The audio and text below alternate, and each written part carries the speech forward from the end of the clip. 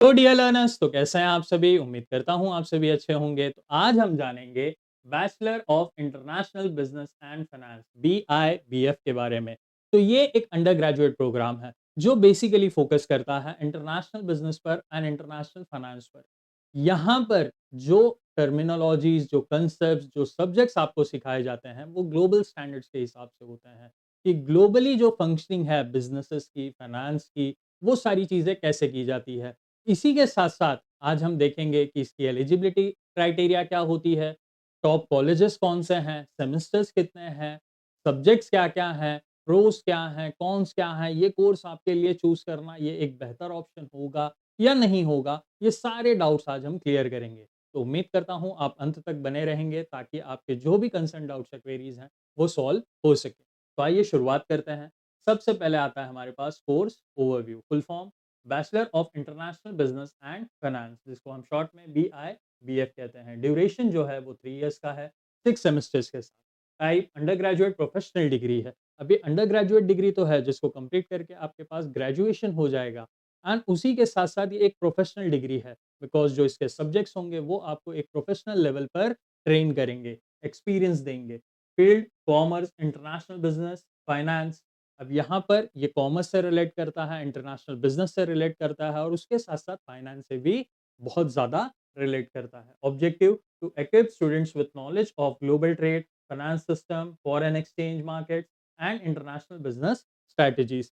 तो इस कोर्स का मेजर एजेंडा एम ही ये है कि वो आपको इंटरनेशनल बिजनेस के बारे में बताए, ग्लोबल स्टैंडर्ड्स के बारे में बताए, इंटरनेशनल बिजनेस में इस्तेमाल की जाने वाली स्ट्रैटेजीज के बारे में बताए, इंटरनेशनल फाइनेंस बताए, फॉरेन एक्सचेंज बताए, ट्रेड बताए और ये आपको एक वेल वर्स प्रोफेशनल बनाकर मार्केट में तैयार करे। फिर आता है हमारे पास एलिजिबिलिटी क्राइटेरिया, जहां पर मिनिमम क्वालिफिकेशन इज 10+2 और equivalent, preferably in commerce stream. यहाँ पर 10+2 ट्वेल्थ आपका होना चाहिए एक रिकग्नाइज बोर्ड से। उसके साथ साथ अगर आप कॉमर्स स्ट्रीम से बिलोंग करते हैं तो ये आपके लिए बहुत ही बेहतर कोर्स हो सकता है। साइंस और आर्ट्स वाले भी कर सकते हैं बट यहाँ पर जो क्राइटेरिया है, जो एक बेसिक फंडामेंटल नॉलेज है, वो कॉमर्स स्टूडेंट्स के पास ज़्यादा बेहतर होती है इन सब्जेक्ट्स के रिगार्डिंग, इसलिए कॉमर्स स्टूडेंट्स के लिए ये एक बेहतर चॉइस है। मिनिमम परसेंटेज 50% में वेरी बाय कॉलेज, तो कॉलेज, इंस्टीट्यूट, यूनिवर्सिटीज़ में ये वेरी कर सकता है बट मिनिमम आपको क्लास 12 में 50% स्कोर करना है। एंट्रेंस एग्जाम, सम यूनिवर्सिटीज़ में कंडक्ट एंट्रेंस एग्जाम्स और admit via merit based admissions. कुछ यूनिवर्सिटीज इंस्टीट्यूशंस के पास उनके खुद के एडमिशन टेस्ट होते हैं जो आपको देना पड़ेगा, क्रैक करना पड़ेगा एंड उसके बेसिस पर आपका एडमिशन होगा। एंड कुछ यूनिवर्सिटीज, कॉलेजेस या इंस्टीट्यूशंस डायरेक्टली आपके 12th बेस्ड मेरिट पर ही आपको एडमिशन इस कोर्स के लिए प्रोवाइड करते हैं। फिर आता है हमारे पास सेमेस्टर वाइज सब्जेक्ट्स, जहाँ पर पहला सेमेस्टर में हमें पहला सब्जेक्ट देखेंगे प्रिंसिपल्स ऑफ मैनेजमेंट। ये मैनेजमेंट से रिलेट करता है, मैनेजमेंट के प्रिंसिपल समझाता है, उसके रूल्स, रेगुलेशंस, प्रोटोकॉल्स कैसे फॉलो किए जाने चाहिए, उनमें क्या स्पेशलिटीज़ होती है, ये सारी चीज़ें डिटेल में हम देखते हैं। फिर आता है हमारे पास बिज़नेस इकोनॉमिक्स। अब इकोनॉमिक्स ये सब्जेक्ट हमने हमारे स्कूल्स में भी पढ़े हैं। अगर आप कॉमर्स के स्टूडेंट हैं तो क्लास 11th एंड 12th में भी पढ़ा है। तो ये सब्जेक्ट बेसिकली फोकस करता है जो अवेलेबल रिसोर्सेज है उसको हम कैसे अपनी नीड्स एंड वांट्स को सेटिस्फाई करने के लिए इफेक्टिवली और एफिशिएंटली यूटिलाइज कर सकते हैं। तो बिजनेस में इसका क्या इंपॉर्टेंस है, economic variables, income, price, demand, supply, ये सारी चीज़ें क्या इफेक्ट लेकर आती हैं, ये सारी चीज़ें डिटेल में पढ़ी जाती है। फिर आता है हमारे पास बिजनेस मैथमेटिक्स। अब बिजनेस मैथमेटिक्स क्या होता है? मैथमेटिक्स ये जो फील्ड है ये ऑलमोस्ट हर फील्ड से रिलेट करता है। बिजनेस में भी इसका बहुत बड़ा रोल होता है। बिजनेस में मैथ्स के बिना कोई भी कैलकुलेशन पॉसिबल नहीं है। अगर आपको आपका बिज़नेस ग्रो करना है, बिज़नेस सस्टेन करना है, बिज़नेस में रिसोर्सेज़ का यूज़ करना है, तो हर जगह पर आपको मैथमेटिक्स की ज़रूरत पड़ेगी। फिर आता है हमारे पास financial accounting. Financial accounting commerce students के लिए वापस क्लास 11th एंड 12th में सिखाया जाता है, जिसका बेस फंडामेंटल जर्नल एंट्री से शुरू होता है, लेजर, लेजर से ट्रायल बैलेंस, ट्रायल बैलेंस से फाइनल अकाउंट्स। फिर पार्टनरशिप अकाउंट आता है एंड कई चीज़ें यहाँ पर सिखाई जाती है, जिनके बेसिस पर फाइनेंशियल अकाउंटेंसी में आपको बहुत ही वेल वर्स किया जाता है। Next comes business communication. अब communication is the key to success. अब कम्युनिकेशन एक बहुत ही ज़्यादा ज़रूरी सब्जेक्ट है बिजनेस के लिए। क्यों? क्योंकि जब तक आपके पास कम्युनिकेशन स्किल्स नहीं होंगे, प्रॉपर वेज नहीं होंगे, प्रॉपर ज़रिए नहीं होंगे जिसके थ्रू आप कम्युनिकेट कर सकें, तब तक आपका बिज़नेस बहुत ही बेहतर चलने वाला नहीं है। बिज़नेस को ग्रो करने के लिए, बिज़नेस को सस्टेन करने के लिए, बिज़नेस को रिटेन करने के लिए कम्युनिकेशन स्किल्स बहुत ही ज़्यादा इम्पोर्टेंट होते हैं। सेमेस्टर 2 में हम देखेंगे मार्केटिंग मैनेजमेंट। अब आप बिज़नेस कर रहे हैं तो बिज़नेसेस गुड्स से रिलेट कर सकते हैं या सर्विसेज़ से। अब वो गुड्स एंड सर्विसेज़ हमें सर्व करने हैं to the end consumer, to the end user.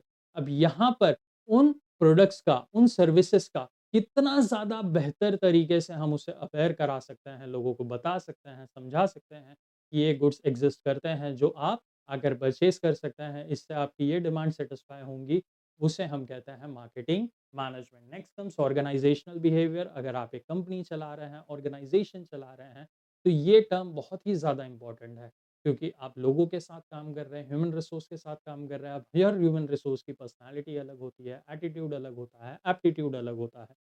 उन चीज़ों को मैनेज करना और मैनेज करने के साथ-साथ उन्हें सही तरीके से मेथड्स बताना, टेक्निक्स बताना, प्रोसेसेस बताना एंड उसके साथ-साथ उन्हें अपने साथ लेकर चलना, वर्क प्रोसेस को कंप्लीट करना, ये बहुत ज़्यादा ज़रूरी होता है। इसलिए ऑर्गेनाइजेशनल बिहेवियर पढ़ा और सीखा जाता है। Next comes cost accounting.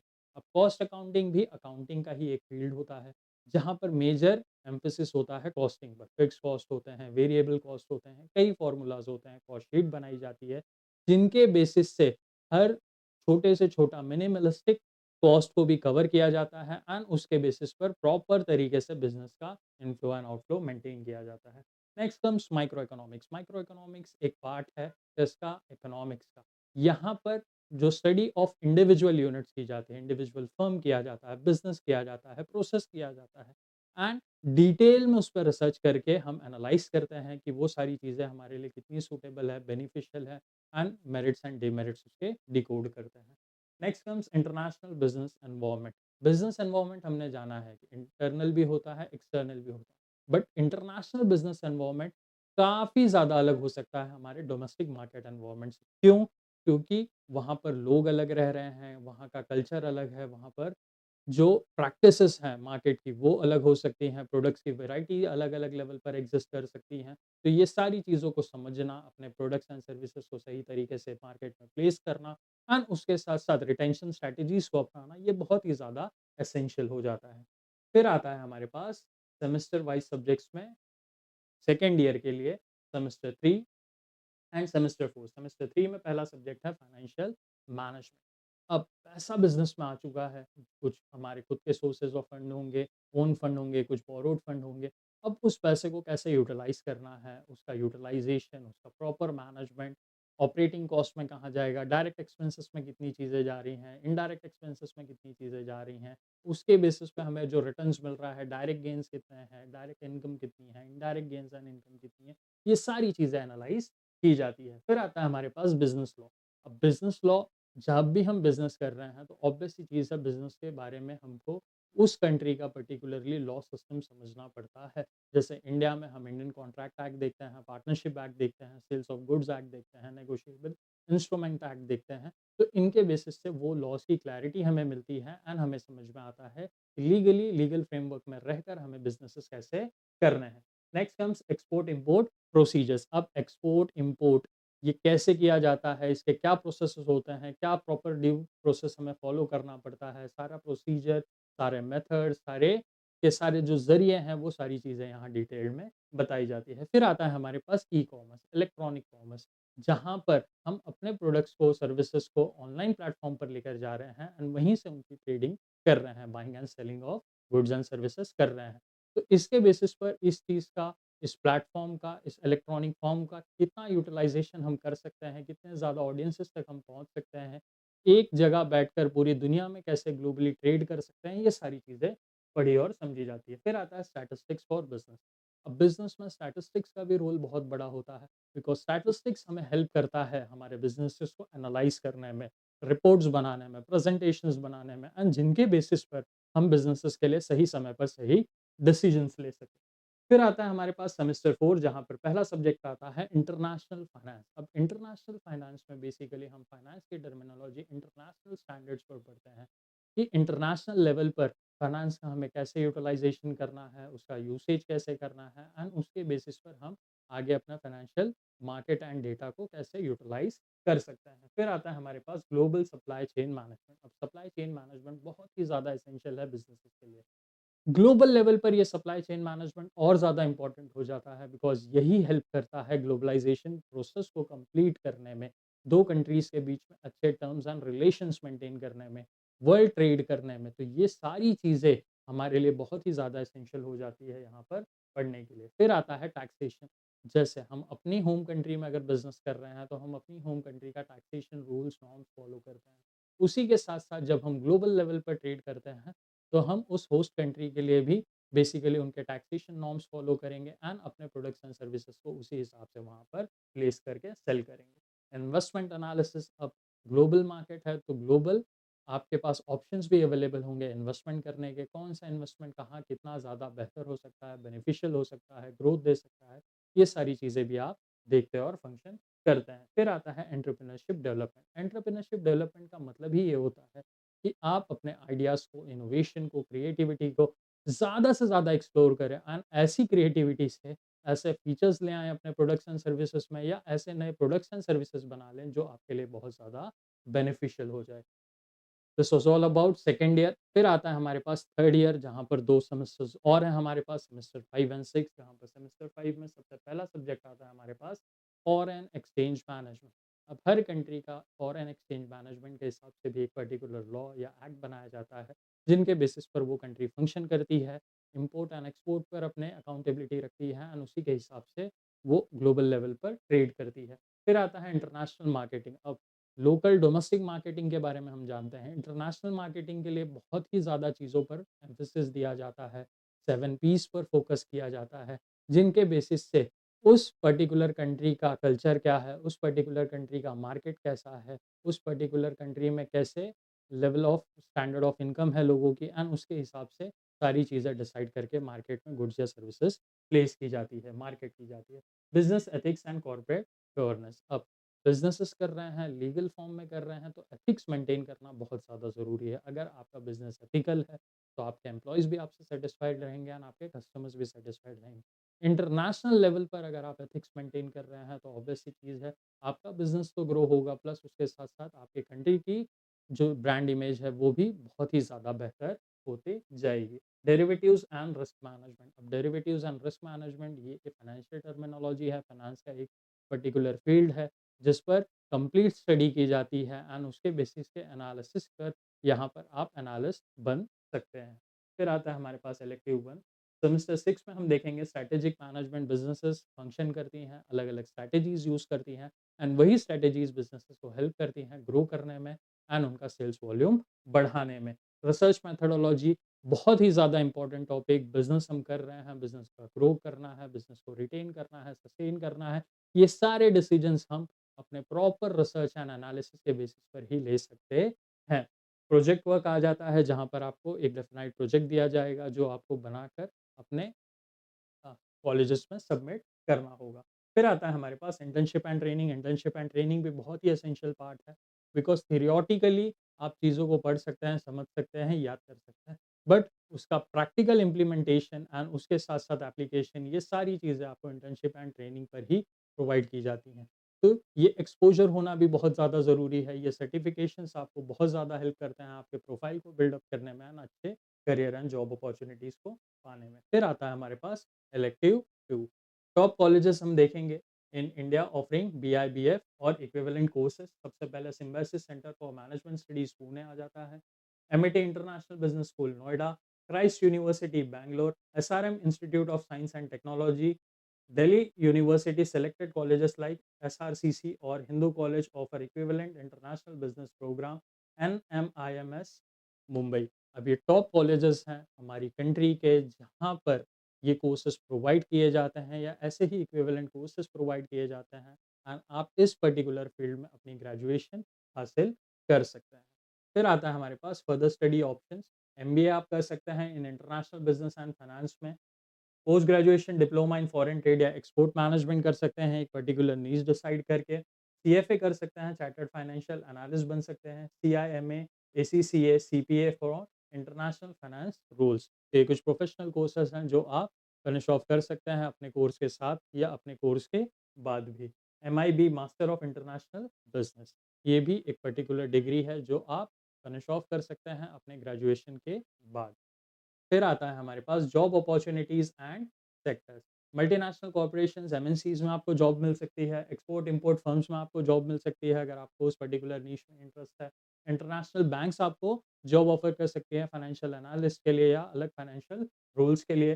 Trade promotion councils में आप काम कर सकते हैं जहाँ पर ट्रेड को ग्लोबल लेवल पर कैसे प्रमोट करना है वो सारी चीज़ों का प्रोसेस एंड फंक्शनिंग की जाती है। फॉरेन इन्वेस्टमेंट एजेंसीज़ में आप काम कर सकते हैं जहाँ पर कंपनीज़ के पैसे, लोगों के पैसे आप इन्वेस्ट करके उन्हें ग्रो करने में हेल्प कर सकते हैं। Logistics and supply chain management में आप काम कर सकते हैं बिकॉज़ आपको ग्लोबल स्टैंडर्ड्स की जानकारी होती है एंड उसी के साथ-साथ आपको पता होता है कि ये सारी फंक्शनिंग कैसे की जाती है। कंसल्टिंग फर्म्स में भी आप काम कर सकते हैं जहाँ पर बिज़नेसेस को आप हेल्प कर सकते हैं ग्लोबल लेवल पर लेकर जाने में एंड उन्हें फंक्शन कराने में। फिर आता है हमारे पास job roles, international business executive आप बन सकते हैं, फाइनेंशियल एनालिस्ट बन सकते हैं बिकॉज़ आपके पास फाइनेंस का काफ़ी ज़्यादा बेहतर और इन डेप्थ नॉलेज होगा। एक्सपोर्ट मैनेजर बन सकते हैं, अगर आपको इम्पोर्ट एंड एक्सपोर्ट में इंटरेस्ट है तो आप ये पर्टिकुलर नीश भी चुन सकते हैं। ट्रेड कंप्लायंस ऑफिसर बन सकते हैं, जहाँ पर ट्रेडिंग करने के लिए जो भी पेपर वर्क की ज़रूरत होती है, ड्यू प्रोसेसेस होते हैं, उसको कंप्लीट करके बिज़नेसेस को हेल्प कर सकते हैं ग्लोबल ट्रेड के लिए। फॉरेन एक्सचेंज एनालिस्ट बन सकते हैं, जहाँ पर जो मेजर ट्रांज़ैक्शंस हैं, वो कैसे करने हैं, क्या सारी चीज़ें होंगी, वो आप फ़ॉलो अप करा सकते हैं। बिज़नेस डेवलपमेंट मैनेजर बन सकते हैं, बिज़नेसेस को ग्रो करने में, एक्सपांड करने में आपका मेजर रोल होगा। ग्लोबल मार्केटिंग एग्ज़ीक्यूटिव बन सकते हैं। ग्लोबल मार्केटिंग एग्ज़ीक्यूटिव बनकर आप बेसिकली एक प्रोडक्ट को ग्लोबली लेकर जाकर सेल कर सकते हैं एंड उसका जो मार्केट साइज़ है वो इंक्रीज़ कर सकता है। रिस्क एनालिस्ट बन सकते हैं, जो पोटेंशियल रिस्क बिज़नेसेस फेस कर सकती हैं, उन रिस्क को एनालाइज़ करना एंड उसको धीरे-धीरे समझकर जैसे भी पॉसिबल है वो सारी चीज़ों को एलिमिनेट करना, ये आपका मेजर काम हो सकता है। Next comes pros of BI, BF, global career opportunities आपके पास आ जाती हैं। अब ये ग्लोबल करियर अपॉर्च्युनिटीज़ आपको बहुत ज़्यादा हेल्प करती हैं दुनिया के किसी भी कोने में रहकर फंक्शन करने में एंड अपने आप को एक बेहतर जॉब एंड बेहतर लाइफ देने में। High demands in international trade and financial sectors, बहुत ही ज़्यादा डिमांड होता है इंटरनेशनल ट्रेड में, फाइनेंशियल सेक्टर्स में, बिकॉज़ यहाँ पर जो भी पर्सन ये डिग्री परस्यू कर रहा है प्रोफेशनली बहुत ही ज़्यादा नॉलेजेबल भी हो जा रहा है, उनके ट्रेनिंग एंड डेवलपमेंट से एक परफेक्ट कैंडिडेट बन सकता है इन रोल्स के लिए। Exposure to foreign policies, global economies and business cultures, यहाँ पर फॉरेन पॉलिसीज़ के बारे में भी आप सीखेंगे, ग्लोबल कल्चर के बारे में भी सीखेंगे एंड बिज़नेस को ग्रो करने के लिए जो भी इकोनॉमिक्स में आप कंट्रीब्यूट कर सकते हैं, वो सारी चीज़ें बेहतर तरीके से जान पाएँगे। Versatile skill set development, finance, trade, law, communication. अब ये पर्टिकुलर एक डाइवर्सिफाइड फील्ड है जिसमें आपको एक पर्टिकुलर फील्ड चुनना है एंड उसके बेसिस पर काम करना है ताकि आप ज़्यादा से ज़्यादा उस पर्टिकुलर फील्ड या पोजीशन पर ग्रो कर सकें। फिर आता है हमारे पास cons of BIBF, that is require strong analytical and communication skills. यहाँ पर एनालिटिकल स्किल्स तो बिल्डअप होती हैं, उसके साथ साथ कम्युनिकेशन स्किल्स भी बहुत ज़्यादा बिल्डअप होती हैं एंड ये बहुत ज़्यादा ज़रूरी होता है। अगर आप इन स्किल्स में लैक करते हैं तो ये एक बेहतर ऑप्शन आपके लिए बिल्कुल भी नहीं है। मे इन्वॉल्व फ्रीक्वेंट ट्रैवल और रीलोकेशन। अब यहाँ पर ट्रैवलिंग भी बहुत ज़्यादा हो सकता है, रीलोकेशंस भी हो सकते हैं, अलग-अलग कंट्रीज़ में जाकर अलग-अलग बिज़नेसेस को सेट करना, मैनेज करना एंड उनकी फंक्शनिंग को मॉनिटर करना, ये बहुत ही ज़्यादा एक हेक्टिक वर्क हो सकता है। High competition in reputed organisations. अब रेप्यूटेड ऑर्गेनाइजेशंस में इसका कॉम्पिटिशन बहुत ज़्यादा हाई हो जाता है बिकॉज़ यहाँ पर जो आपका कंपटीशन है वो ग्लोबल लेवल पर है। तो ग्लोबल लेवल पर जो प्रोफेशनल्स होते हैं उनके साथ आप कम्पीट कर रहे हैं, तो ये भी एक आपके लिए कॉन में फैक्टर आ सकता है। Course availability is limited to selected institutions. अब इस कोर्स की अवेलेबिलिटी भी लिमिटेड है, बहुत ही ज़्यादा सेलेक्टेड इंस्टीट्यूशंस हैं जो ये कोर्स प्रोवाइड करते हैं, तो ये भी आपको समझना पड़ेगा एंड उसी के हिसाब से आपको आपका डिसीजन इस कोर्स को करना है या नहीं वो लेना पड़ेगा। फिर आता है हमारे पास सजेशन फॉर एस्पिरेंट्स जो ये कोर्स करना चाह रहे हैं। Develop fluency in at least one foreign language. एक फॉरेन लैंग्वेज में आपको फ्लुएंसी मेंटेन करनी पड़ेगी, सीखना पड़ेगा एंड इन डेप्थ उसकी जानकारी लेनी पड़ेगी ताकि आपके पास वो एक ऐड ऑन बेनिफिट आपके प्रोफाइल में शोकेस कर सके। Stay updated with global economic trends and trade news. आपको ग्लोबल इकोनॉमिक ट्रेंड्स के साथ अपडेटेड रहना है, न्यूज़ जानना है, इकोनॉमीज़ जाननी है, पॉलिसीज़ जाननी है एंड उनके इम्पैक्ट भी समझने पड़ेंगे।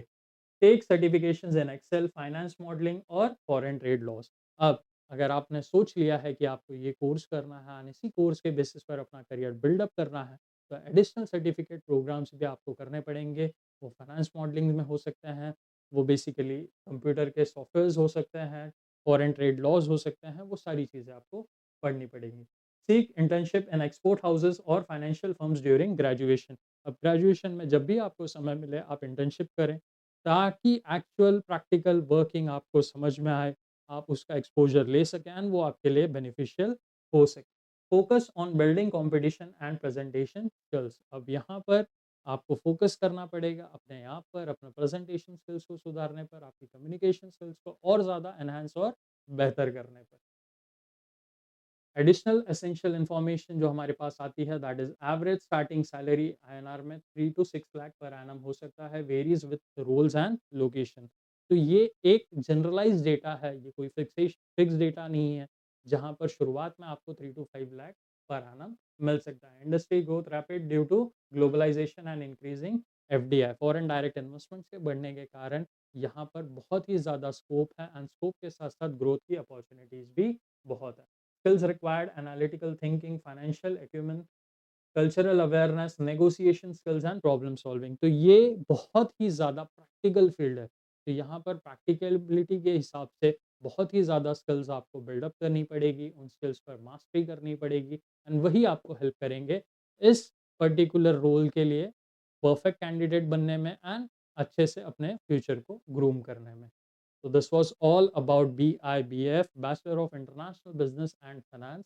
I hope आप सभी को ये अंडर ग्रेजुएट प्रोग्राम समझ में आया होगा।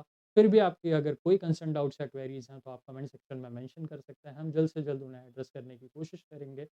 टिल देन अपना ख्याल रखें, अपनी फैमिली का भी ख्याल रखें। Thank you.